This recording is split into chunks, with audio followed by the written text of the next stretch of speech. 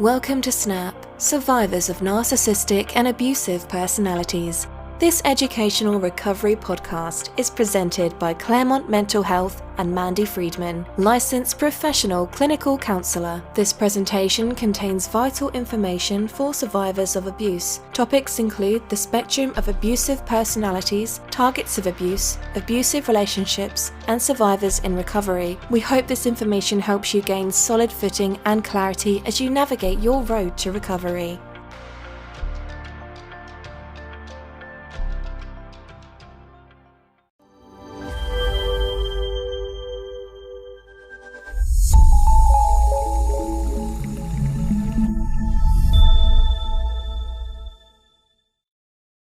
Mandy Friedman here, licensed professional clinical counselor, clinically certified domestic violence counselor, clinically certified trauma professional level 2, the creator of SNAP, Survivors of Narcissistic and Abusive Personalities, and the owner of Claremont Mental Health. I am back with Michelle Minette, and we are going to discuss gaslighting. Now, I know that you already know what gaslighting is because it's one of the more common terms that we learn when we first learn about narcissistic abuse. So gaslighting is one of the more frequently discussed topics in the realm of narcissistic abuse. And because of this, it's become sort of a hot topic. And much like our last conversation about whether narcissistic abuse, the concept of it is ableist, right? There are those that really hate this word gaslighting and they're tired of hearing it. And, one person said to me, doesn't everybody gaslight everybody? Like, isn't that just something that people do? So what that does for me is, as you know about me, Michelle, is that I sort of like conceptualize everything in these varying degrees. So that's usually the framework I'm looking at things through. I think your framework, and I want you to tell me what your framework is, but I'm going to guess your framework is it more fixed than like varying degrees concept? Because I'm even going to apply that varying degrees to gaslighting. What do you think about that? I think that in my conceptualization of it, I think I'm more fixed, but that doesn't mean that I can't be open to adapting the way that I view it. But I do think that there is a point, at least, where, lying becomes gaslighting, and that's a very fixed point for me. Yeah. Okay. So one of the definitions that I've read defines gaslighting as, a purposeful act, and that it's done by somebody in a malicious way, and that the aim is to destroy that person's sense of reality, which is true. That is what gaslighting is. Yes. Right? But what about this? What about the 5-year-old, hand is in the cookie jar, chocolate all over the face, and mommy's saying, you're not allowed to have cookies before dinner. And he's going, I didn't have a cookie. I didn't have a cookie. Like, but your hand's in the jar, dude. What do you mean? You got cookies, crumbs all over. I didn't have any cookies. Or how about this one? What about the teenager that comes home reeking of pot? You smell like, who's been smoking pot around you? Were you smoking pot? Nobody smoked pot, Mom. How dare you? Now I get Darvoed. How could you even think about that about me? Oh, poor me. You accused me of something I'm not guilty of, right? So it's like, right. Okay, so is that gaslighting when the teenager says, no one was smoking pot, and it definitely smells like pot? Yeah, no, that's not gaslighting. And there's several reasons for that. First of all, I don't even like to have discussion with kids about lying. Right. But that's a whole different podcast. Children are little scientists, right? They're supposed to challenge their environment. Also, what is the intent, right? For children, the intent is to not get in trouble. They're not trying to break down somebody else's reality maliciously so that they can continue to get away with what they're doing. Now, somebody could argue that how we handle that as parents when that happens with our children might determine whether or not they engage in the narcissistic, abusive tactic of gaslighting as adults. But no, can I speak freely? Oh, yeah. I want to punch somebody in the throat when they tell me that their child is gaslighting them. And why would a survivor of narcissistic abuse be especially sensitive to a toddler saying, "I'm not, my hand's not in the cookie jar"? Right.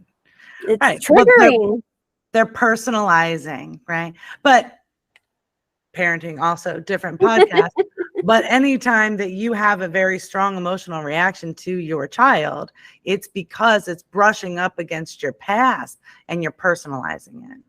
So if somebody comes into me, not the people that are all over social media that are TikTok gaslighting or using the TikTok version of what they think gaslighting is because it's hip and cool, but if a client comes in and talks to me about how their child's gaslighting them, then, I'm going to know that there's some history of toxic abuse in their past. Mm-hmm. And then, education about how that because of the developmental stage of that individual, it's appropriate because of their age. And the link there is the emotional underdevelopedness of the narcissistic adult. So Absolutely. when the narcissist is gaslighting, they're behaving like an emotional toddler or like an underdeveloped teen that doesn't have their fully formed brain yet. It's right. the same behavior, only this is a grown-up now that we're talking about, right? Right. And just to clarify, pardon me, just to clarify, they don't have a fully formed brain emotionally. They lack emotional maturity, right? Which is dangerous when they don't lack cognitive development and the cognitive skills, because that combination is dangerous. And that's where the emotional immaturity of lying when you're caught red-handed becomes gaslighting because of the malicious intent and full understanding of what you can and cannot do with it in order to exert power over another individual to get them to do and think the things they wouldn't normally do or think if you hadn't gaslighted them, right? If you hadn't engaged in peripheral persuasion techniques, Yeah. So that might be a place where we link up, because what you just said, and I think this is what you just said, correct me if I'm wrong, is that perhaps somebody that used that strategy during those developmental phases and were successful with it might then also be using those strategies as a narcissistic adult. You're absolutely right? Because it takes permissive and neglectful parenting to allow a child to have their hand in the cookie jar, tell you they're not getting a cookie, and you say, okay. It's cute even. It's so cute when he lies to me like that. Right. Yeah. I just laugh and say, look at my little scientist. So if we have Michelle Minette's definition of gaslighting, what would it be? Well, gaslighting is arguably the worst form of emotional abuse that you can exert upon another. It is not simply lying. Gaslighting is the intent to take somebody's ability to trust in their own perception of reality away from them. Right. And that, I would say, is the very core of the reason that people suffer narcissistic abuse, are candidates for a diagnosis of C-PTSD, right? Because it's traumatic to not be able to trust your own perception of the world around you. It's devastating. In Ohio, we just had issue 1. Yes. And where I live, unfortunately, surrounded by vote no. And for those of you that might be watching and know what I'm talking about, but it's a women's reproductive rights bill. Mhm. And if you vote yes for it, it allows for people to have those rights. If you vote no for it, it restricts those rights. Would you Yes. agree with that interpretation of that issue that was on the ballot yesterday? Yes. Okay. Mhm. So where I live, there are signs everywhere that say vote no. They look just like the other signs, but they have different colors. And their slogan is vote no, protect parents' rights. Is that gaslighting? That's a very good question, right? I think on the surface level, it's just flat out lying, right? Okay. But here is where we can look at individual dynamics versus group dynamics and make different determinations. Just saying that that's about parents' rights, I mean, it's patently false. It had nothing to do with parent rights. But if you look at the greater damage that is done with malicious intent, these people have studied human behavior. They've read the social psychology research. They know exactly what tactics to use, which peripheral persuasion routes, right? And so when I talk about that, I'm talking about like the tactics salesmen use to get you to agree to something you wouldn't normally agree if they gave you the information directly, right? When you collect all of the ads, all of the signs, all of the exposure, even on social media, of perpetuating this lie, when it starts changing the reality of the basic truth of the matter, then I think in a group dynamic setting, I would definitely call that gaslighting. So I would too. And with narcissistic abuse in general, that's how I see it, is on a microscopic individual level and then on a large level in terms of like systems and groups. So if you didn't know the difference and you're just driving down the road, you would Right. think that if you really wanted to, protect or increase the rights of parents, that you should vote no. Yes. Which You're is right. completely false. You're right. You're right. Yeah. And we really need to like delve into it deeper, and discuss because they're using the natural functional way we as human beings move through the world and the way that our brain operates. That's, again, functional, right? Necessary, healthy, appropriate in most cases, against us, right? Like the combination of confirmation bias with cognitive dissonance is what gets people. And that's what's at play with gaslighting, right? If I can get them to agree to this, the confirmation bias, if I can get them to, well, you're a good person, right? Okay, well, good people donate to this fund, Mm-hmm. And then and then with the cognitive dissonance, right? You get into that. Like I know that I know that I'm a good person, and I know that I would choose good people, and they must be a good person because I chose them, but they did this, but I wouldn't stay with a good person. So they must have done this, the mental gymnastics. They must have done this for a good reason. So it doesn't make them not a good person. And so I can stay. All of that comes to play with gaslighting. We can apply all of that to gaslighting. And it's the intent. It's the malicious intent. It really boils down to that intent. Mm-hmm. That's what makes it different from other things and from other people even using something that looks similar. Is what is the intent? And you brought up that for some people, it's just trying to get out of trouble. It's a little Right. child that doesn't want to get the cookies taken away. But for a full-grown adult, it's, I would like to control your mind And in order to do so, I have to destroy it. Yes. Yeah. And we can't stop or end this podcast and talking about it without mentioning the movie that it came from, which I believe one version of it is still available if you have a Prime Video for free, if you have a Prime Video subscription. Do we get money from them for mentioning that? That would be awesome, right? No. Anyway, yeah, but it started as a play, it became a movie, and it's considered a psychological thriller, and it is. And it's called Gaslight. Yeah.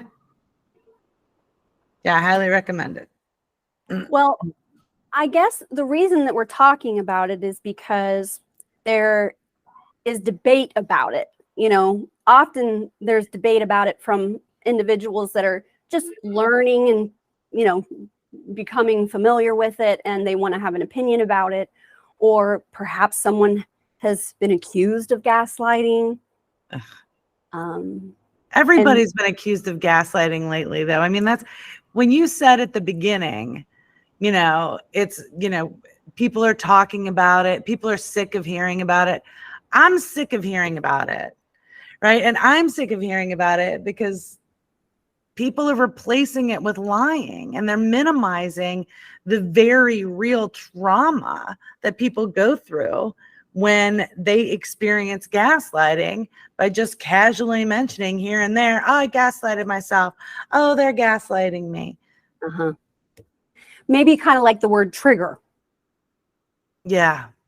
People just using that word. Oh, I'm so triggered right now. Or, oh my God, my PTSD. And you're like, oh, dude, like that's not the same thing at all. Yeah. It's not. Right? Like if you were triggered, which aren't we? We're supposed to use activated now, right? Did they change that because it's got, yeah, anyway. But if you were truly triggered, right, you'd be hitting the deck, you know, you'd dissociate. That's not a challenge for the people that are saying they're triggered to go ahead and now do this. But yeah, it's become too common, and maybe that's just the way that language goes. You know, but it is hard to hear if you've been a victim of gaslighting, a victim of, or, you know, or somebody diagnosed with PTSD. Being triggered is something that is an automatic thing. It's not that you're uncomfortable, like, oh, this is just uncomfortable. Maybe we need, you know, some more descriptive words. But at the same time, doesn't it also make that concept more accessible then? So by making the concept more accessible, then that makes it something that we can't control anymore. It just becomes like this organic wildfire thing that passes through, you know, whatever the culture that you're in based on your geography, age, gender, so on and so forth. And then you create meaning from that based on your own life. And the culture that we live in today doesn't care about facts and truth. They don't care what experts think. They don't care what the people that have spent their entire lives learning about something, discovering things, researchers, you know, like they don't care because beliefs and things like that. It's reality is up for grabs. And essentially at the heart of gaslighting is the destruction of reality. And that's what's going on with we're saying, well, I'm American, and so therefore my opinion and so on and so forth, my beliefs, well, I just don't believe in that. Okay.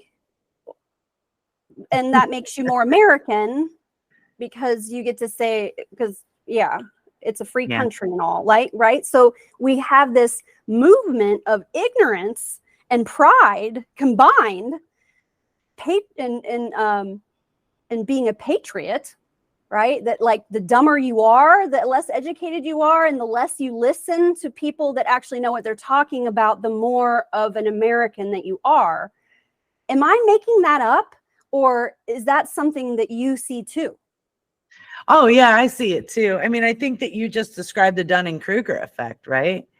You know, the fact that my beliefs count and they matter more. And even if you present me with evidence to the contrary, I'm just going to double down because I don't care if I look stupid. And, this anti-intellectualism that's happening. And I get part of it, right? Because when people speak that know what they're talking about, they make the concepts inaccessible to people that haven't gone to grad school or beyond, because they're using words that you wouldn't use in everyday language, that people don't want to and shouldn't have to keep up with just to understand what you're saying. On the flip side though, yeah, beliefs. So I don't know why we're doing the podcast. People don't want to hear it now.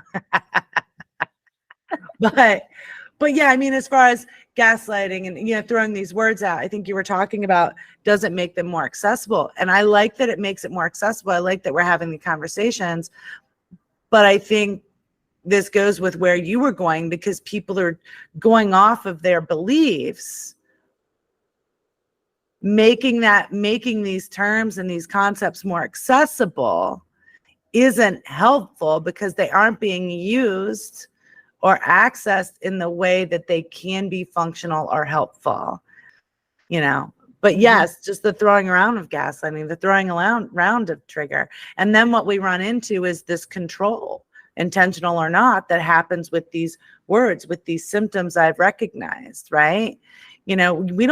Triggers are there for you to know more about yourself and what you need to do in order to heal, or to protect yourself while you're healing, or just to remove yourself from a situation because it's something you can't tolerate, right? But this misophonia stuff and walking in and saying, well, I can't be around you when you eat because I can't stand the noise, is kind of infuriating to me at times, right? Triggers aren't there to control other people. Like, you can't wear red around me. What? So I don't know, but that could be a whole nother discussion on boundaries versus requests versus ultimatums, and what the intentional control is in those situations, which is a fascinating topic too. I talked about it last night in one of my programs. It was awesome. We always seem to find our next topic. That's true. We do.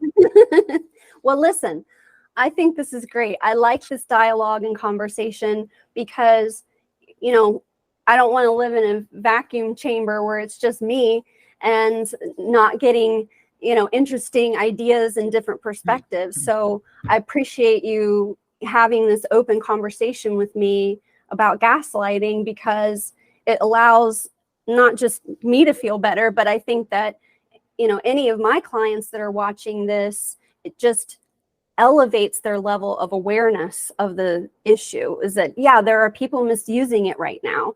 And if this has happened to you, don't minimize that has happened to you, because what people are saying about it isn't accurate, right? So wait a second, I got gaslighted a lot, and it really affected me immensely and deeply. There must be something wrong with me if everybody's getting gaslit and they're okay, but I'm not. Like, okay, that's why we don't want to so quickly, reassign meaning. We want to try to stick with something and stay with it, so that you as a survivor can own your story and can fully heal from your story and not talk yourself out of your own reality. We don't want you to gaslight yourself. Yeah. Like, if you're in a position where, and I think this is a pretty clear, breaking it down, gaslighted versus not gaslighted, right? If you're in a position where there's lipstick on the collar and they're saying, oh, I just ran into you, and you're like, bullshit, done, right? You're not being gaslighted. You're being lied to, right? Gaslighting is incremental. It involves grooming, effort, time, intent. So if you were seeing lipstick on the collar and they say, oh, you know how you just like hug people and that happens. I just work with a bunch of women. And you're like, oh, yeah, I do know how that happens. You're right. Yeah, you don't want to be unreasonable. Don't be unreasonable. You know how that happens. Yeah, I do. Okay. you're being gaslighted. It's a form of persuasion to shift the way you see things away from what you know to be true, and instead buy into the narrative that they're trying to craft, essentially. And that's what it comes down to, is erasing the truth. The truth is kryptonite. We want for reality to be malleable, shapeable, moldable, shiftable based on what we want to have happen. So if we anchor our life and perceptions, in fact, in truth, it's no longer moldable, shapeable, shiftable. The narrative needs to remain moldable. And to remain moldable, we need to be free of facts and truth. Gaslighting essentially removes your ability to connect with facts and truth, which serves a narcissistic abuser. We will keep having these conversations, and maybe the next time we will talk about the difference between boundaries and requests and ultimatums, because that's something that our clients do struggle with. Is it feels shitty to set a boundary. We feel wrong when we're setting boundaries at first. It doesn't feel right. It feels bad and icky. And learning that that's just the way it feels. You got to do it anyway. And then eventually it doesn't feel that way anymore after you have a lot of practice. So we'll get to that too. Michelle, thanks so much for spending this time with me. Like I said, I appreciate it beyond what you may even realize. This is really healthy for me in a lot of ways. So thank you. Same. I love it. Yes, I appreciate it. Thank you for inviting me to do so. All right, you guys, thanks so much for listening or watching. Bye-bye.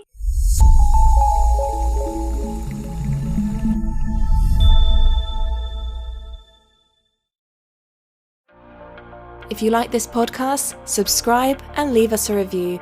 Find Mandy Friedman, LPCC, CCDVC on YouTube and Facebook. Join the SNAP Survivors of Narcissistic and Abusive Personalities Facebook group and follow us on Instagram @theofficialsnap. Thanks for listening.